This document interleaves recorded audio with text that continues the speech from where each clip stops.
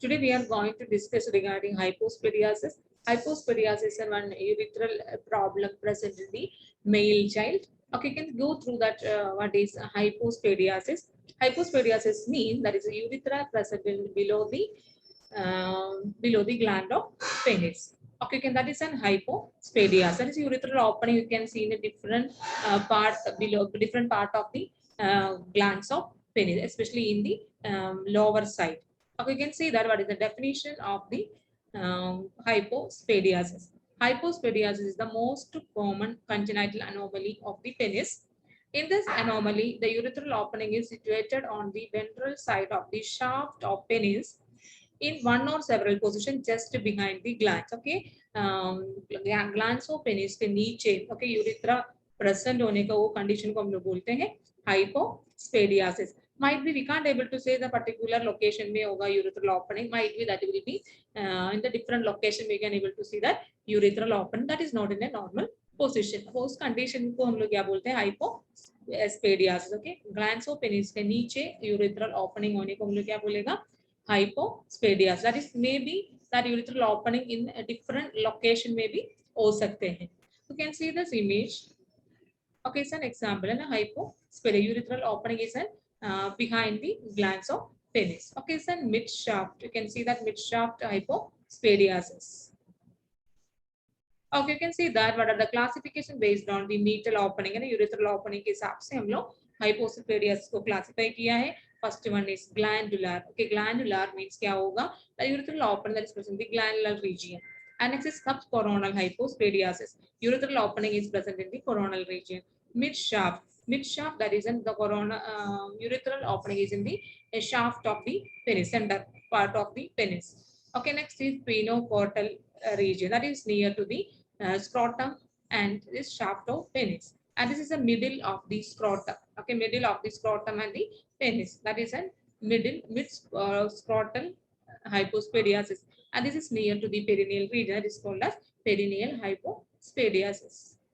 Okay, you can see that what are the etiology of hypospadiasis. First one is unknown, and second one is arrested development in fetal life because of growth retardation. That is also will be one reason of hypospadiasis, and family history and genetic factors and lack of hormone production during in the fetal life.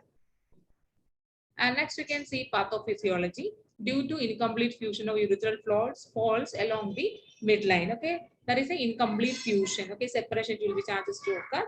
Because of that, severity of condition depend upon the location of opening. Okay, in the hypospadiasis, the severity is based on the location of urethral opening. Okay, first we can see already we have discussed these the presence of opening near glands is known as glandular hypospadiasis, and the presence of opening at the coronal region, the corona, is known as coronal hypospadiasis.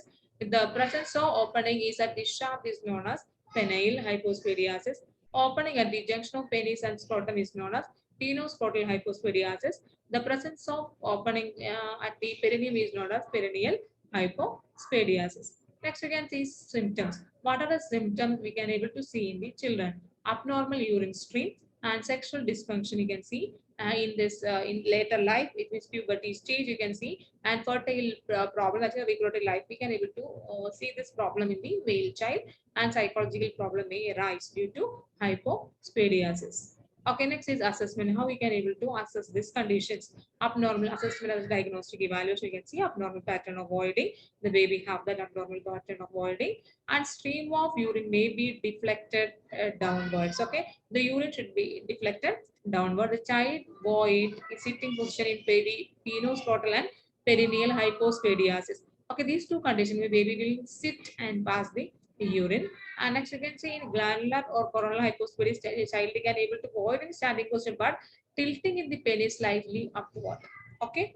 And next you can see management of hypospadiasis. There is no medical management for this defect. Only surgical management is recommended for the hypospadiasis to bring the urethral opening into the tip of the penis. Okay, why you are doing this correction of urethral meatus and a urethral opening in the urethral opening. Okay, that we have to bring that urethral opening at the tip of the penis via procedure is urethroplasty. And next is to straighten the penis, and circumcision of foreskin should be avoided if the patient, the child have that hypospadiasis. Okay, next is again the surgery should be done preferably at the age of 6 to 24 months of age. What are the nursing management? What is the pre-operative care? Preparing the parents for child surgery. Okay, we have to prepare the parents and we have to educate the parents what are the requirements required for this urethroplasty. And next we can see psychological support to given to the parents.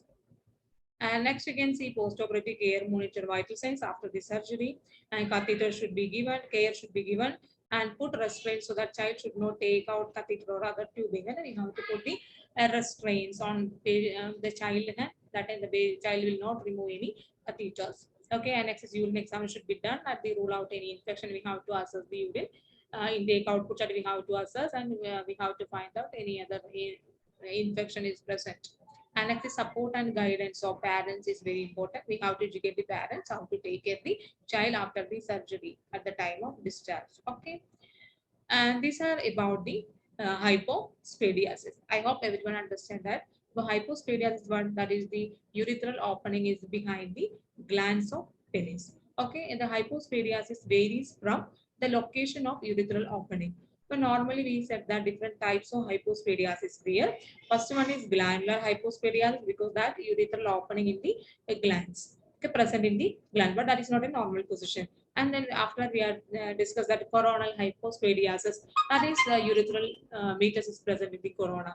After we have discussed shaft and middle shaft hypospadiasis, that is present in the middle of the glands of penis, that is the below the glands of penis. Okay, and then we have said that perineal hypospadia, that is urethral meatus is present in the perineal region. Okay, different types of hypospadias we have discussed, the symptoms we have discussed, and the pattern of urine is different.